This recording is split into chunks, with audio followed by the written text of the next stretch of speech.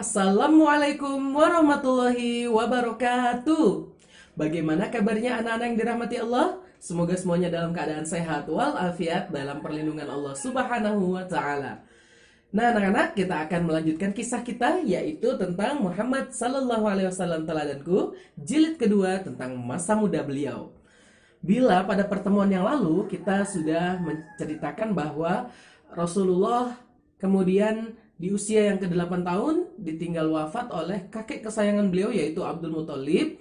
Maka hari ini kita akan melanjutkan kisah yaitu siapa yang selanjutnya akan merawat Nabi Muhammad yang masih kecil tersebut. Nah, anak-anak, ternyata sebelum wafat Abdul Muthalib menunjuk salah seorang putranya yaitu Abu Thalib.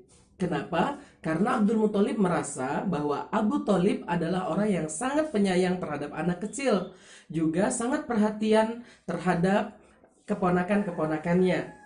Nah, anak-anak yang dirahmati Allah, Abu Thalib juga amat menyayangi keponakannya tersebut.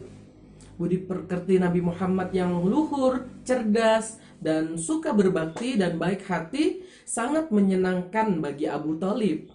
Dia bahkan lebih mendahulukan kepentingan Muhammad yang masih kecil itu dibandingkan kepentingan anak-anaknya sendiri. Begitupun sebaliknya, Muhammad yang masih kecil tersebut sangat menyayangi pamannya. Dia tahu pamannya memiliki banyak anak kecil, namun hidup dalam kemiskinan.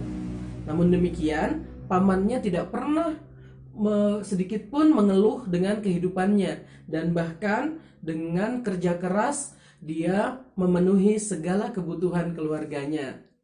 Nah, Abu Thalib merasa bahwa Muhammad kelak akan menjadi orang yang bersih dan dijauhkan dari dosa-dosa. Dia yakin jika mengajak Muhammad berdoa, Allah pasti akan mengabulkan segala permohonannya, seperti yang dilakukan oleh orang-orang Quraisy. Mereka pernah berseru, "Wahai Abu Thalib, lembah sedang kekeringan dan kemiskinan sedang melanda. Marilah kita berdoa bersama meminta hujan." Maka dari itu, Abu Thalib keluar bersama Muhammad yang masih kecil. Dia menempelkan punggung Muhammad ke dinding Ka'bah dan berdoa. Kemudian, tidak menunggu waktu lama, mendung pun datang dari segala penjuru, lalu menurunkan hujan yang sangat deras sehingga tanah di lembah-lembah itu kembali menjadi subur. Nah, anak-anak dirahmati Allah, Nabi Muhammad sangat mencintai pamannya tersebut. Nabi Muhammad adalah orang yang sangat berbakti kepada paman-pamannya, terutama Abu Thalib yang pada saat itu merawat beliau. Nah, Muhammad juga sering merenung bahwasanya anak-anak di kota tersebut hidup dalam kemiskinan. Banyak anak-anak yang hidup dalam kemiskinan. Karena apa? Karena perhatian orang-orang kaya tidak begitu dalam kepada mereka, sehingga orang-orang kaya itu hanya memperhatikan kepentingan diri mereka sendiri. Nabi Muhammad pernah melihat gubuk-gubuk reot dan rumah-rumah kumuh. Pintu-pintu mereka tertutup rapat, di dalamnya banyak orang-orang yang hidup menderita.